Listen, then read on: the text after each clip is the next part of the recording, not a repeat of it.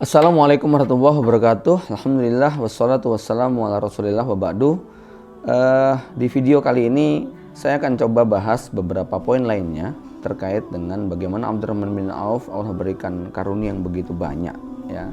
Di antaranya satu hal yang hampir kita ketahui bersama bahwa Abdurrahman terkenal sebagai orang yang sangat jor-joran dalam masalah infak, sedekah, zakat, mengeluarkan harta di jalan Allah Subhanahu wa taala. Terlalu banyak sekali riwayat yang menceritakan bagaimana sedekah, zakat, infak Abdurrahman bin Auf ya. Kenapa ini perlu kita singgung?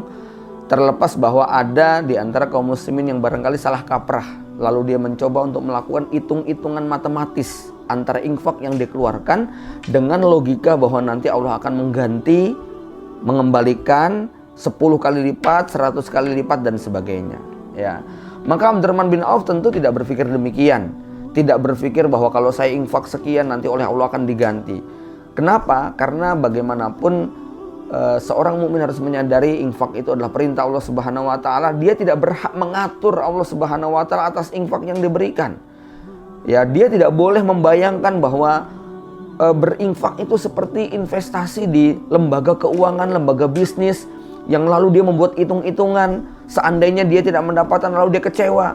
Ini naudzubillah, jangan sampai ada seorang mukmin yang punya pikiran demikian. Dan ini sama sekali tidak ada di benak Abdurrahman bin Auf, bahwa kalau dia berinfak nanti dilipat gandakan oleh Allah, diganti dengan sekian. Lalu itu yang menjadi pemicu pendorong ya untuk berinfak. Karena sejatinya bahwa walaupun janji-janji itu ada, tetapi janji itu tidak kemudian dijadikan hitungan matematis.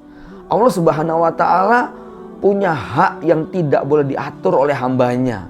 Dalam perkara ini bahwa Allah tidak menyelisih janjinya, iya, tetapi persoalannya janji Allah itu tidak bisa diketahui secara pasti dalam hitungan-hitungan matematis tadi. Ini yang harus diluruskan oleh seorang muslim ketika dia berinfak, walaupun dia harus meyakini Allah Subhanahu wa taala sudah berjanji kepada orang-orang yang berinfak ya. Di mana misalnya dalam surat Al-Lail Allah memberikan sebuah janji, fa amma man a'ta wattaqa wasaddaqa bil husna fasanu yassirhu lil yusra.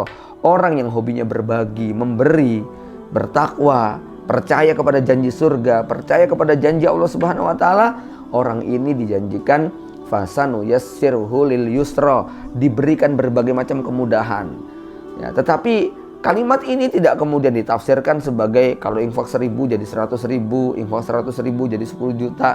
Jangan sampai ada yang punya pikiran demikian. Ya, dia meminta kepada Allah Subhanahu wa taala, itu hak dia. Tetapi jangan sampai punya pikiran bahwa kemudian menjadi kewajiban Allah Subhanahu wa taala membuat lipatan-lipatan infaknya tadi segera terwujud ya, sesuai dengan teori kalau dia investasi di sebuah tempat. Ya. Nah, tentu saja infak bukan hanya berupa harta. Ya, a'ta wattaqa itu bukan hanya a'tol mal, tetapi juga berbagi pikiran, berbagi tenaga, berbagi waktu, berbagi cinta, berbagi empati. Maka orang-orang seperti ini dijanjikan fasanu yassirhu lil yusra. Nah, berbicara tentang masalah keajaiban sedekah dan lain sebagainya, sangat banyak sekali ayat dan hadis yang memberikan sebuah hasungan kepada setiap orang beriman agar dia mengiringi infaknya, mengiringi hartanya dengan infaknya. Karena logikanya begini ya, bahwa sedekah, infak, zakat atau apapun adalah mekanisme untuk membuat harta kita menjadi baik, menjadi sehat ya.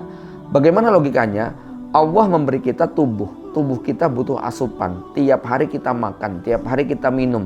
Tetapi tidak semua yang kita makan dan kita minum kemudian akan menjadi darah dan daging.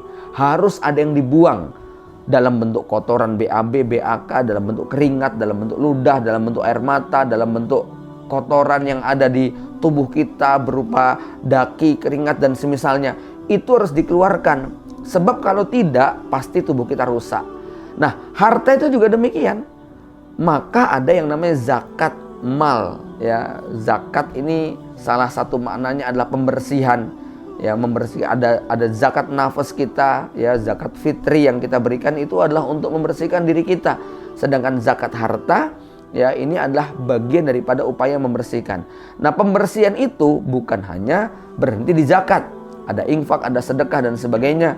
Sebagaimana tubuh kita sehat bukan hanya karena kita lancar BAB BAK, tetapi keringat kita juga keluar, air mata kita juga tumpah. Bagi wanita dia mengalami siklus bulanan dalam bentuk haid atau yang semisalnya, baru orang itu sehat.